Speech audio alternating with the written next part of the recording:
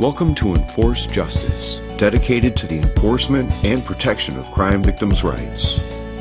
Enforce Justice was created to pursue legislative change by starting the discussion between constituents and members of the General Assembly on issues affecting our communities. The only measure of justice residents have to protect their children, loved ones, or themselves is the law. Justice is the law. Know the laws and how they can work against us. Get involved and take action to enforce justice on behalf of the people. Hosted by Denise Rothheimer. Welcome to Enforce Justice. Today we're going to discuss domestic violence. 1 in 4 women will become victims of domestic violence. Nationally, it is estimated 1.3 million women are victims each year. We have 44,000 adults in the state of Illinois and 8,700 children who have reported incidents of domestic violence. And here to discuss this issue is Chief Judge James Booras. We'll gain a better understanding of what we can do as a society through our courts to put an end to this epidemic facing Illinois families. Chief Judge Booras, thank you for joining us today. Good afternoon. We want to ask you to give our viewers a basic understanding of the difference between a plenary order of protection and an emergency order. They actually begin with the vice versa, so to speak, with the emergency order of protection being issued first. Okay. And an emergency order of protection is when a victim of domestic violence goes to the court and asks the court's assistance in protecting themselves from the violence that's been exhibited to them. It has to be a recent exhibition of domestic violence, domestic battery, for example. And that victim appears before the judge ex parte, in other words, without the presence of the perpetrator or offender. That victim appears without being required to give notice to the other side to appear with and present their point of view, their story, their side of the story. What actually happens is, most of the time, is when there is an arrest for a domestic violence, the police officers will guide the victim to the court to, or instruct the victim to apply for an order of protection. That order of protection is done by the victim and protects the victim and minor children. Mm-hmm. Beginning January 1st this year, the legislature has added, in their infinite wisdom, I might say, domestic animals to be included, pets. Okay, so the legislation has included animals as part of the domestic violence legislation? Correct. And these orders of protection would extend to domestic violence. Once the order of protection is issued by a judge, it protects the victim, minor children, property of the victim, personal property of the victim, mm-hmm. And may order the judge may order the offender to leave the household or not to be present in an area where the victim is. And it could be an area of certain footage, mm-hmm. A certain distance, or it could be from a certain place, i.e. the victim's residence, the victim's place of employment, or perhaps the school where the minor children are located. And that's another addition in the law, that now the order of protection would be sent to the school where the minor children attend. Mm-hmm. That begins January 1st again. This order of protection is because it's issued on an emergency basis without not having both sides being heard, is of limited duration. Right. And are both sides, does that consist of a petitioner and a respondent, versus a victim and a defendant? Well, usually the petitioner is the victim and the respondent is the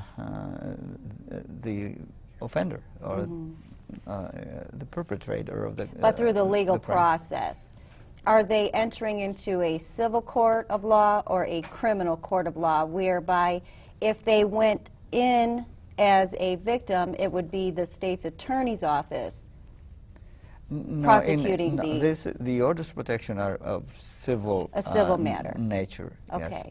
Yes. They're, as I said, of limited duration. That can be from anywhere from 14 to 21 days. On the emergency order. Yes. Okay. And then the judge orders that there has to be a hearing if the order of protection is to continue, so to speak. And at the hearing on that specific date, the offender has the right to appear. Right. And the offender would be present and state their version. And if the judge finds sufficient grounds to extend the order of protection, then it becomes a plenary order of protection, because that takes place after the hearing is being conducted before the court. Okay. And let's say in 21 days from the issuance of the emergency of the order of protection. Right. The plenary order of protection can be up to 2 years. It is 2 years, basically. So that person or persons are protected for a duration of 2 years. And does a petitioner, if they did receive a plenary order protecting them for 2 years, could they at any time say, I don't want this order in effect? Yeah, absolutely. So it doesn't necessarily last 2 years.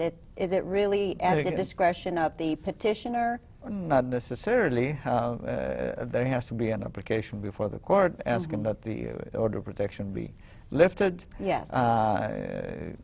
And the court, if the court deems it appropriate, may lift the order of protection. Okay. But it's done rarely. Well, most of the time, these matters get resolved in family court. In other words, if there is a divorce action being being pending, then that issue the order of protection may be resolved at that juncture.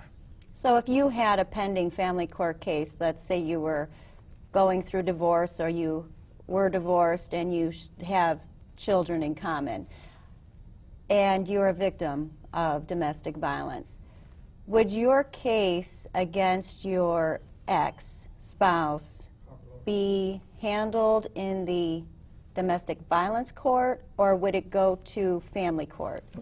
The emergency orders of protection are handled in the domestic violence court, and that's by local rule. We have it designed that way so they don't clutter the family court judge's court call. Right. In other words, someone can, there's an important hearing perhaps before the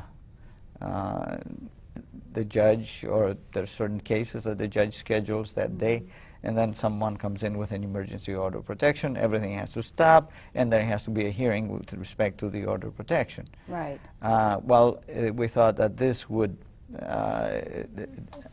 create an unnecessary delay in the family court judge's area, and we have assigned that all orders of protection, emergency orders of protection, be heard, and that this is done by local rule in the domestic violence court. Okay. And you mentioned something on the Cindy Bischoff law, whereby the legislation in its infinite wisdom also has taken the steps to put the liability on the offenders through a GPS and a fine, a $200 fine. Can you raise any awareness on that law and how it's implemented? The Cindy Bishop law, of course, is named after Cindy Bishop, who was murdered by her former husband, I believe, or spouse. And the legislature has created a situation where if there is an order of protection being issued and there is, this individual is considered for to be placed on bond, perhaps the judge has now the discretion, according to the legislation, to the new legislation, to append on that person a GPS device which would track his or her movements. Now, that person's presence may not be tracked at all times, but when that person comes in within an exclusion zone or close to an exclusion zone, all of a sudden all kinds of bells go off, and either his or she, whoever the offender is, and where's the GPS device gets notified, and also the victim would get notified. And who's required to pay for that service? That service, the actual wearing of the GPS device, that cost is borne by the offender. Great. Private service providers monitor and attach those devices, and also collect the appropriate fines. That's the appropriate costs, I'm sorry. Right. So it's now the offenders taking responsibility for the crimes that they commit. I want to thank you, Chief Judge James Booras, for being with us today, sharing your insight on this issue as well as your knowledge of the laws. And thank you for giving me the opportunity. You're welcome.